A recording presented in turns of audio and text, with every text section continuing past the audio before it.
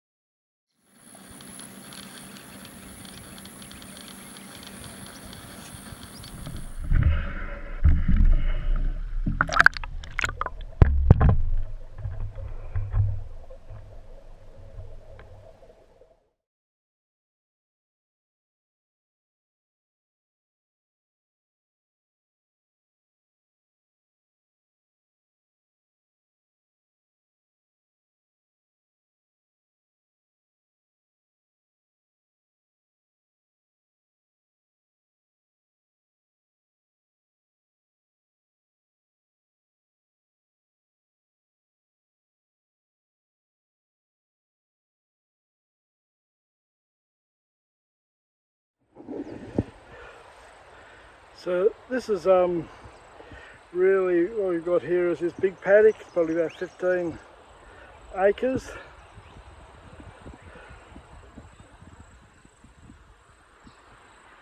And it's at the moment this is all perennial ryegrass was sown last year, and a young guy's got it. He's got a bit more land than me, not much more, but he's got a lot of cows and he's got big tractors and big seeders and drills and rakes and a big baler. So he's capable of baling this up. So the deal I got with him, he might sound a bit good on his side, but my side. So last year was very poor and he got 10 big round bales, about 450 kilo each off this. This year I hope he gets a lot more than that, but what I'll get 10 rotten bales of hay or straw, and for me that's perfect. I couldn't think of anything nicer really for my garden, and it's delivered here to the site, so it works both ways. He keeps his cows nicely fed at not a great expense. He keeps his tractors running, and yeah, he's living the life just like me, so everybody's happy. So he's going to, this year, he's got it next year as well. He'll do the same next year as well.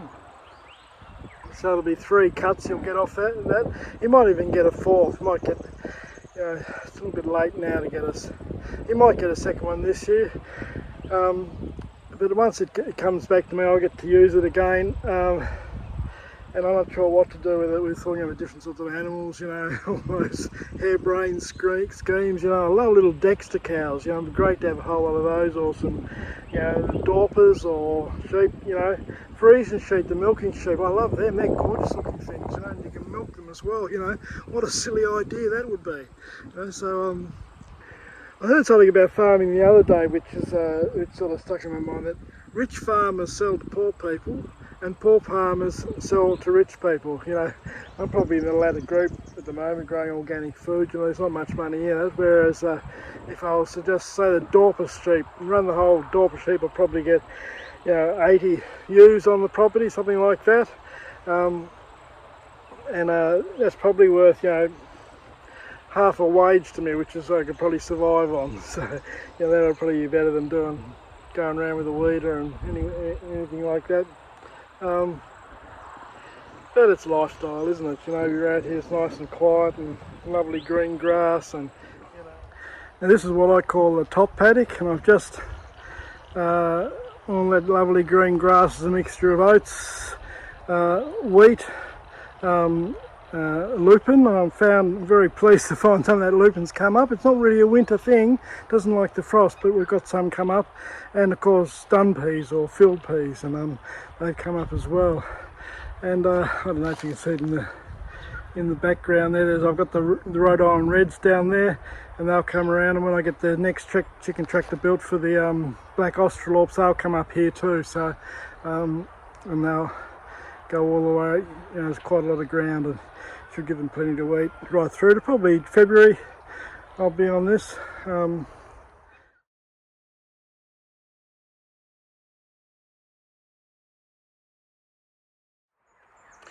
So this is what I'm calling the original part of the garden. It's what I first set up when we got here 3 years ago.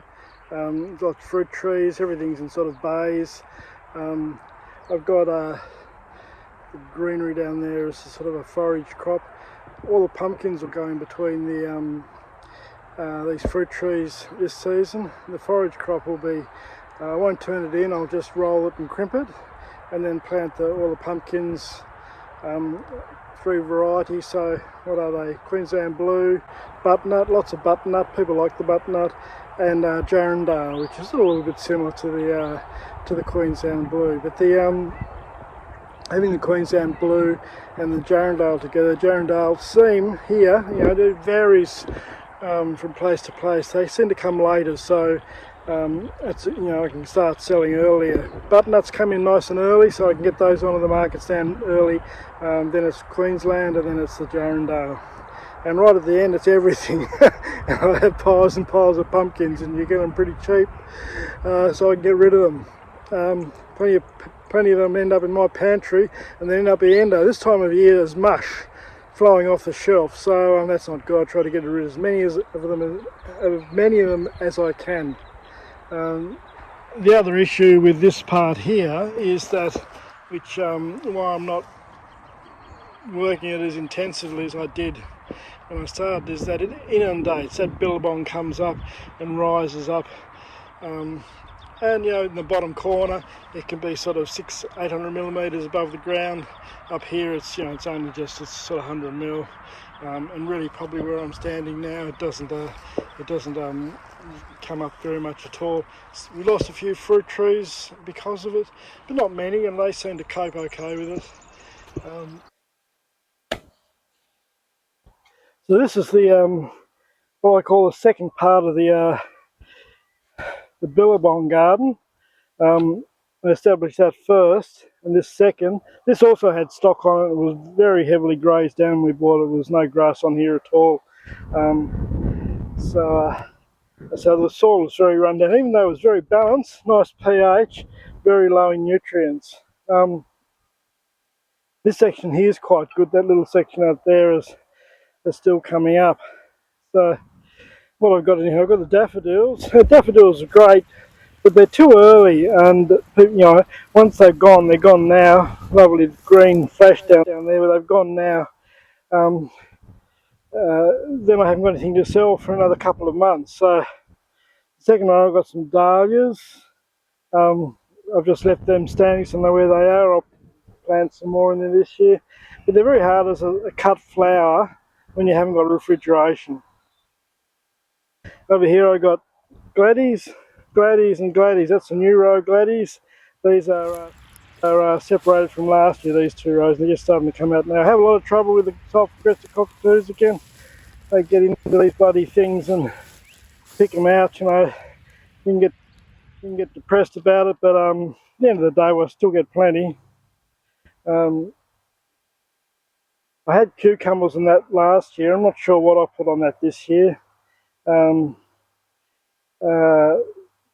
We'll see. I'll get some peas going down though, I think, very shortly. So the soils and all of these plantings, what I like to do is I like to plant like there. But say if I put cucumbers in, I put some snow peas in it as well, just to sort of grow with them, or perhaps some beans as well. Just so it makes what's going on in the soil a little bit more complex. You got to remember here though that this is pretty small scale, and like this strip of is 25 metres long of drip irrigation. That will cost me about $30 or $40. So that's to irrigate this. I need to sell 30 or 40 gladioli stems just to sort of break even. So, um, you know, a lot of the times you wonder whether this is worth it or not. It is, because I'm out here in the sun. It's a beautiful day, and I can complain all I like, but I've got it pretty good.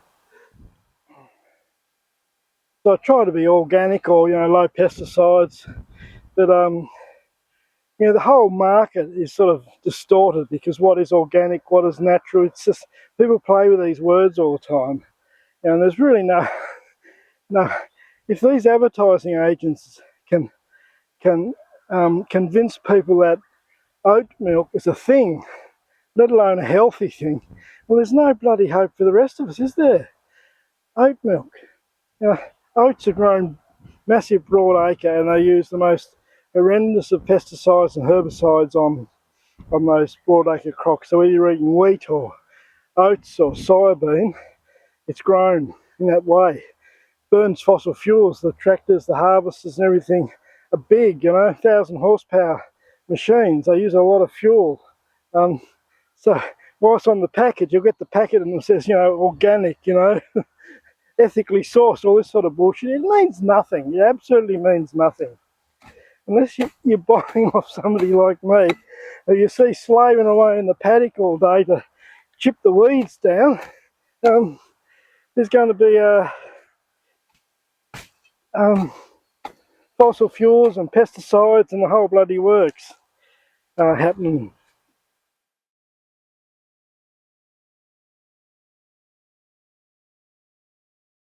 So we're on a main road here, and so as soon as we I knew something, the exposure would be good.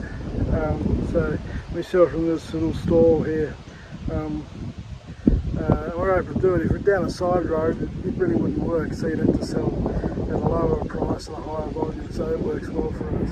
This patch here, it's growing well. It's got my fodder crop in, or manure crop. It depends who's going to eat it. The purpose of it's the same thing. So this will be, the potatoes will be going in here, so I'll let this grow quite high, and then mow it down, rotary hoe it and put the furrows in it, and plant the potatoes. All Kennebecks are going in here. There's not a great deal, but remembering I'm harvesting by hand, so there's a lot of work. And it's out in the, when it starts to get hot. I've got potatoes up further as well. They're self-seeded. They're King Edwards, a lot of those. So if we don't get a frost, they'll yield pretty well, November. So in these rows here, I've got working from here, I've got I think they're red onions in here, still quite small. I've got normal brown, Australian brown onions. They're broad beans. They're for chook feed, rabbit feed.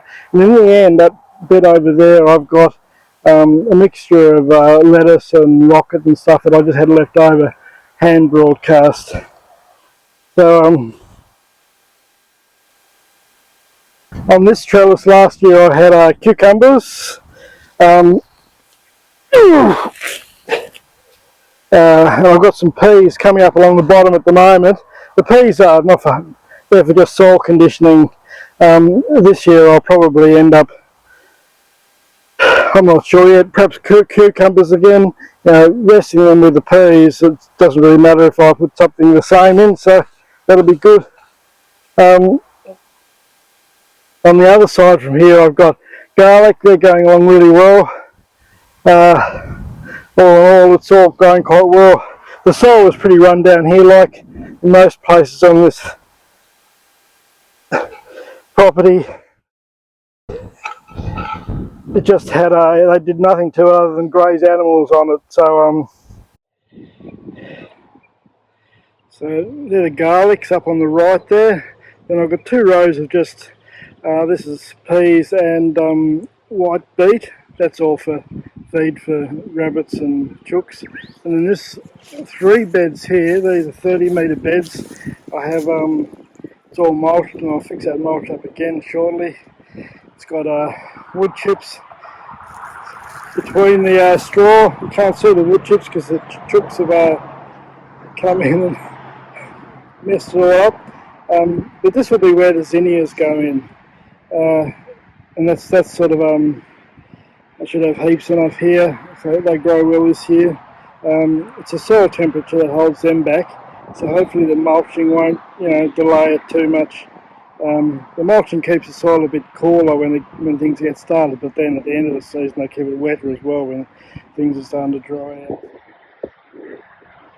So behind me there is the second trellis, comes off the lower cucumber trellis, and I've got, I guess in this case it's a manure crop. I'm about to turn that in.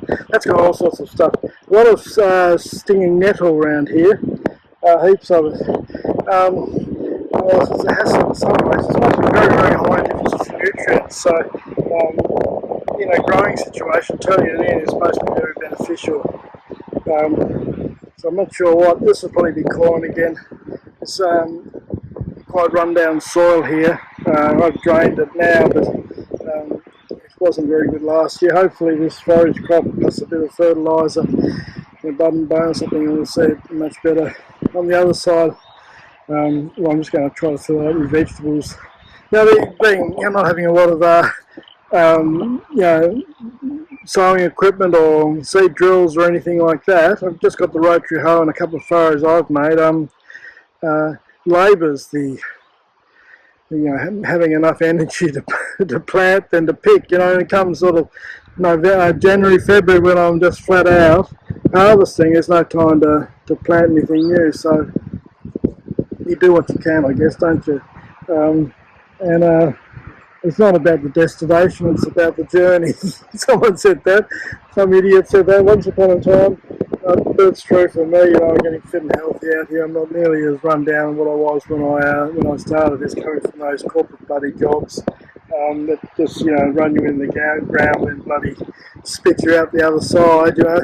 With no thanks whatsoever. The gold watch is even gone. Have you noticed that? What happened to the gold watch? You work all your life expecting to get a gold watch, and what is it now? A box of chocolates if you're lucky. Anyway, stop. That's enough of a rant. You got to live in the moment. And the moment here, a lot of hard work, but it's pretty damn good.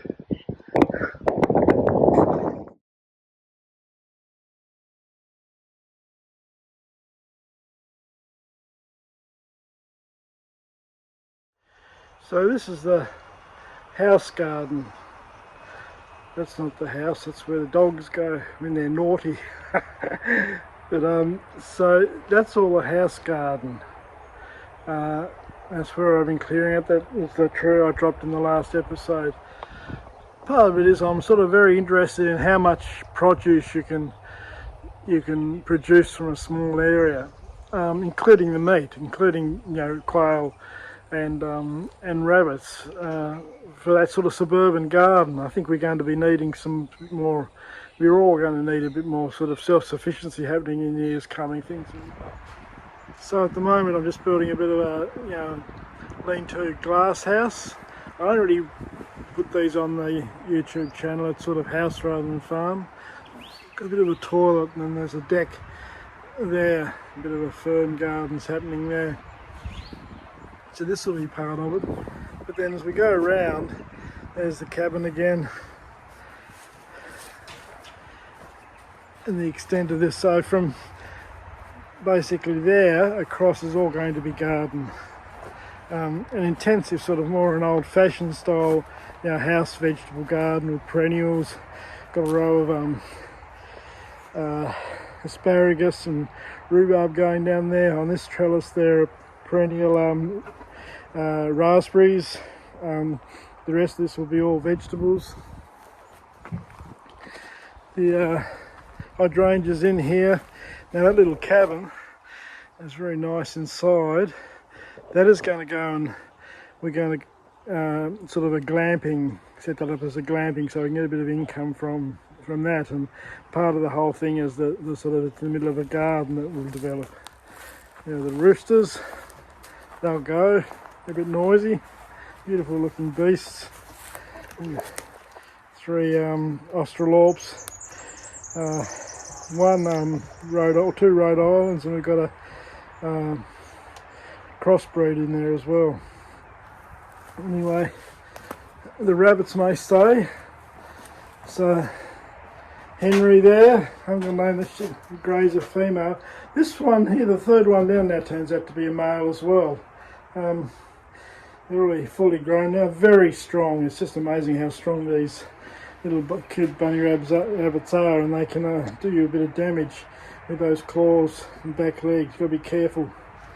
Anyway, so this area here is probably my favourite little bit, full of stuff at the moment, but what I'm going to do out to the levee bank, which is that green ridge there, there'll be a row of compost bins which will have animal sheds cages on top of them. So it'll be a big 2.4 by 2.4 rabbit cage, so it'll be grow out cage, and then everything under will fall through into a compost pile, and then I'm going to have quail, another 2x4 by 2.4, no 2.4 by 1200, that's right, 2.4 by 1200 quail, and then you know, 6 or 7 hens, just purely for house eggs on the end. And then in this area through here, with all these logs and rubbish on it at the moment, old bricks and all sorts of stuff, up to the driveway, that will be garden beds. I'm not really sure yet what they'll be. There might even be some, I might even put some fruit trees perhaps, I'm not sure. There is a fig still in there, still standing, and the figs grow quite well here. I might even keep that fig. And the car park for the guests coming here, I know it looks like junk at the moment, but you know, trust me, it will develop up. So as part of this, I'm going to put a veranda with the clear roofing, carbonate roofing on top of it, and deck in front of that doorway there, and there'll be we'll put an outdoor kitchen in there. There's a lovely bathroom and everything inside. We'll get some hot water happening there, but we won't fit it out as a permanent residence. We'll keep it as a sort of a glamping, I think they call it, you know. So you're cooking outside, and then you can retreat inside and have an evening.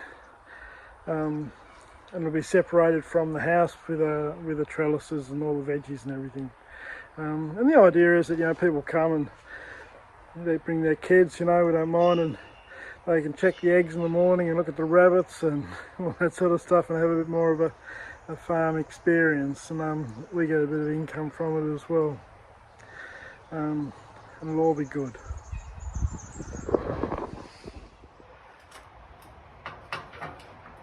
Hey, what are you doing? What are you doing?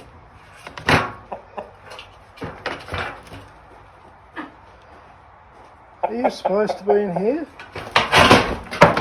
You're really making a mess of it, aren't you? Now down your hop.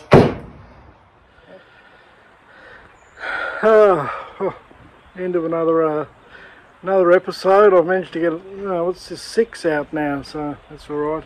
Nobody's watching, but who cares?